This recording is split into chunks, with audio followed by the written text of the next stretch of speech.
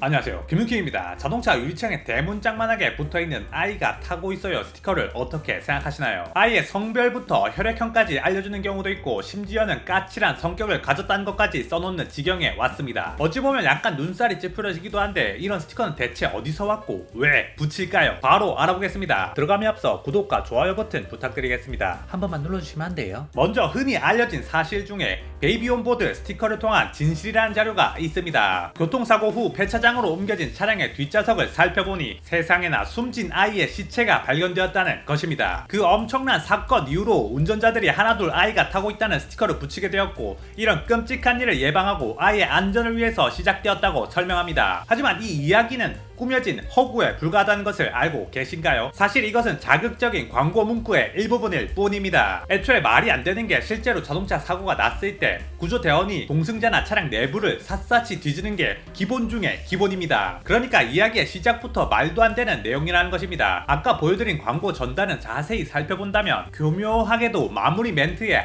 한 번쯤 들어본 적 있으시지요? 라고 하는 것을 볼 수 있습니다. 그리고 다음 부분에 사실은 점점이란 문구와 함께 진짜 진실을 적어 두었습니다. 간단히 요약하자면 세이프티 퍼스트사의 창업자가 자기 조카들을 태우고 운전을 할 때 다치면 안 된다는 중압감에 이러한 스티커를 제작해야겠다고 생각을 했고 창업을 했다는 것입니다. 그러니까 애초에 캐나다도 아니고 미국에서 시작한 문화이며 사업 아이템일 뿐이라는 것입니다. 그러나 이 광고 문구를 얼핏 보면 마치 캐나다 이야기가 진실인 것처럼 꾸며져 있습니다. 판매량을 올리기 위해 공포감을 느끼도록 유도하는 멘트로 전형적인 공포 마케팅으로 볼 수 있습니다. 다음으로는 이것이 발전해 이제는 아이의 혈액형까지 적어두는 경우가 있는데 이것은 은근 유래가 있는 방식이긴 합니다. 어디에서 찾아볼 수 있냐 하면 바로 사막을 횡단하는 죽음의 레이스 다카르 랠리에서 찾아볼 수 있습니다. 다카르 랠리는 프랑스 파리에서 지브롤터 해협과 사하라 사막을 넘어서 세네갈의 수도 다카르의 전환점을 돌아오는 경기입니다. 전 구간이 대부분 오프로드이고 사막이기 때문에 위험천만하고 생명을 담보로 한 레이스입니다. 이 경기에서 참가자의 혈액형과 인적 사항을 오토바이나 차량에 적어두는 것입니다. 의료시설이 가까이 있지 않기 때문에 긴급 구조를 위한 방식입니다. 그러나 우리는 이 죽음의 레이스 차량에서나 쓸 법한 혈액형과 신원 정보를 아반떼 소나타에 붙이고 있습니다. 그러나 안전은 과할수록 좋은 것이니까요. 하지만 그렇다고 안전 스티커를 절대 무시만 하는 것이 아닙니다. 차량용 안전 스티커에도 개쩌는 숨겨진 효과가 하나 있습니다. 요즘에 자동차는 당연히 남녀노소 엄마 아빠 다 타는 것이겠지만 아직까지 그 비율은 가장인 아버지의 역할일 때가 많습니다. 아빠가 타고 다니는 시간이 많고 아빠가 더 좋아하기도 하며 아빠의 물건 같은 개념이 남아 있습니다. 그리고 이것은 공공연한 비밀인데 와이프가 아기가 타고 있어야 같은 스티커를 꼭 붙여야 한다고 하는 경우들이 있습니다. 겉으로는 당연히 아이를 위해 혹은 타 차량의 양해를 구하고 천천히 운전하기 위해서와 같은 원론적인 대사를 치겠지만 실상은 다른 의도가 숨겨져 있습니다. 바로 불륜 방지 아이템 중 하나이기 때문입니다. 남녀의 신뢰를 기반으로 결혼 생활을 해야겠지만 이 세상에 절대적 100%는 없듯이 믿을 수가 없는 연놈들이 있기 마련입니다. 그래서 이 믿을 수 없는 놈이 이상한 짓을 할까봐